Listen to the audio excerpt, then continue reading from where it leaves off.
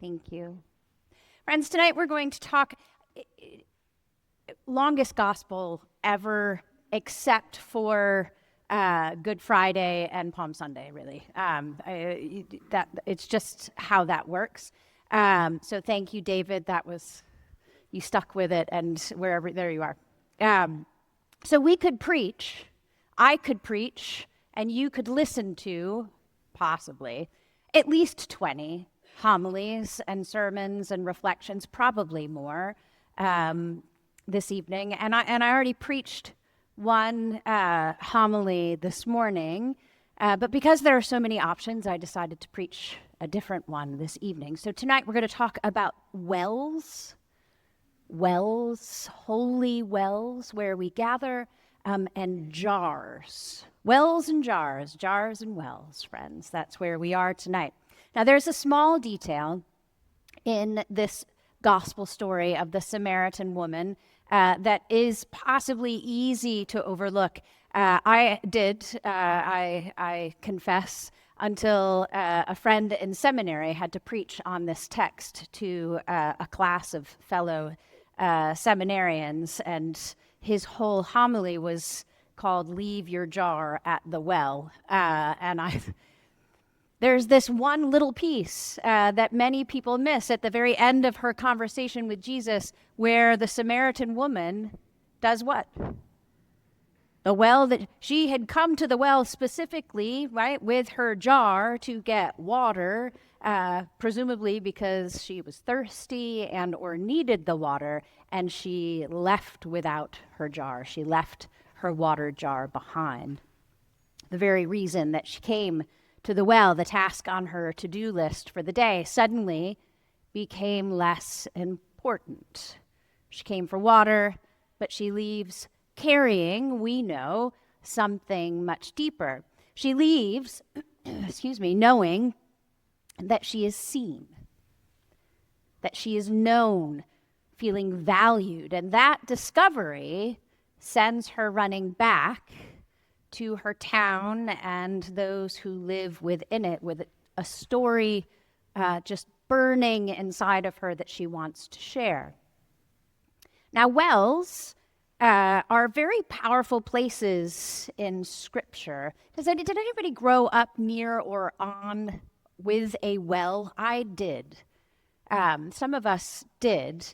And we had on our old well on our farm property one of those old, I don't even know what you call them, pumps, right? That you would, and then the water would come out.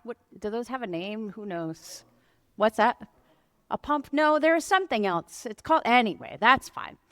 That's what we had. And that, to me, was a magical space. Now, it might be because it was surrounded by 2 lilac trees and it was kind of like my own little magical secret garden / grove. But that well, for whatever reason, had a power over me that I never fully understood. Wells are powerful places throughout Scripture. I want you to think for a second, even if you don't think that you are the best biblical student ever, you probably might remember a few stories that happened around wells. Rachel Held Evans, kind of a current preacher and theologian who died recently, said, "Wells are where God starts something new."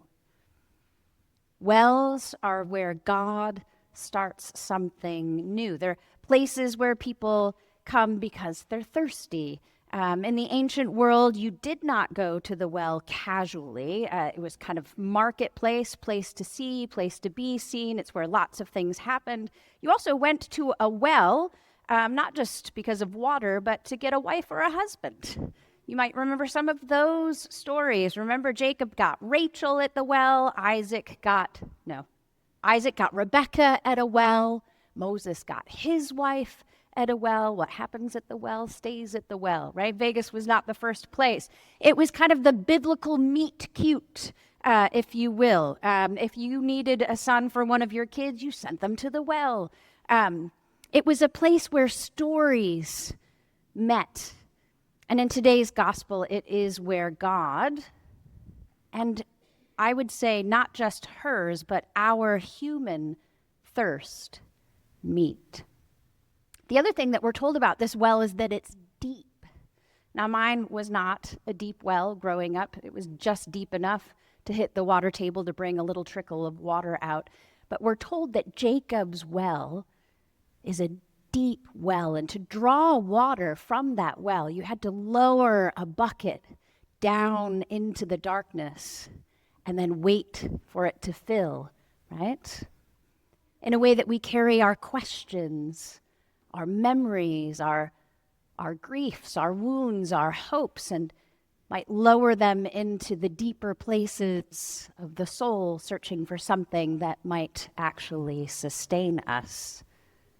I talk to people about this all of the time, right? That reserve that we're always trying to find when times are hard, or there's a diagnosis, or maybe an adult child is driving you crazy, whatever it is, right? There's something and you think, oh God, give me strength. That's you trying to put that bucket deep down into the well. And the beautiful surprise of tonight's gospel is that Jesus meets that woman and her need and her thirst in the deep place of her life, not on the surface, right? Jesus does not meet her in just polite conversation. In fact, they get into some real kind of rabbinical banter and whatnot, but he meets her in the place where her real need and her real thirst lives. Many of you know that I'm a big fan, and I know many of you are a big fan of the late and beloved priest and Celtic contemplative John O'Donoghue, who once wrote that there is within each of us a hidden wellspring of love. Within each of us is a well, a deep well that resides in us where God meets us. It's a fountain of life kind of at the soul level. And friends, we spend so much of our lives searching outside of ourselves, yes? Seeking approval, seeking affirmation, seeking reassurance. But John O'Donoghue reminds us that part of the spiritual journey is awakening to the love that God has already placed within us. This story of the woman at the well is happening within each of us all of the time. There is that well inside of us. And when we begin to draw from that deeper place that we know is God's place, we discover that we are not empty after all. So perhaps this is what happens to the woman at the well. She arrives carrying an empty bucket, but then she leaves realizing that she herself has become a living spring. Jesus gives her something that cannot be contained in a jar, and so she leaves the jar behind. I sometimes wonder if we all will arrive at the well carrying our own jars, right, throughout our days, jars of worry, jars of expectations, jars with filled long to-do lists, quiet anxieties about the future. We come to prayer, we come to worship, we come to silence, still holding tightly to them. Think about this. What jars did you bring here this evening? My list is long. I'm not going to bore you with them, but I had 2 conversations right before I got here. One with one of our children. She's fine, but she gave me a lot to put in my jar and be anxious about. And another parishioner, right, who I want to take some of what's in their jar and put it in mine to relieve theirs. What did you bring in your jars tonight? I know you brought something. It might just be for the world as we know it. We come here holding and clutching onto these jars, but every now and then in moments of grace, something shifts. And we realize that the encounter itself, the presence of God, is what we were really thirsting for all along. That's actually all we need. And suddenly the jar is no longer so important. And the good news is that we don't have to travel very far to find these wells. The well is in you. The well is you, Christ in you.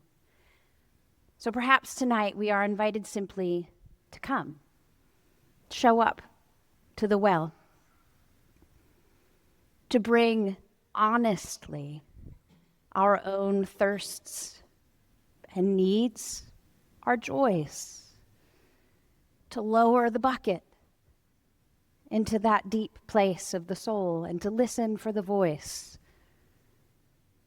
who still says, I will give you living water, water that cannot be carried in a jar, water that rises within us like a spring, water that reminds us of who we truly are.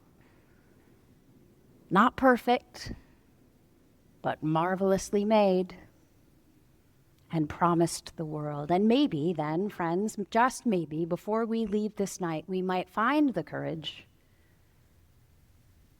to leave a few jars of ours behind.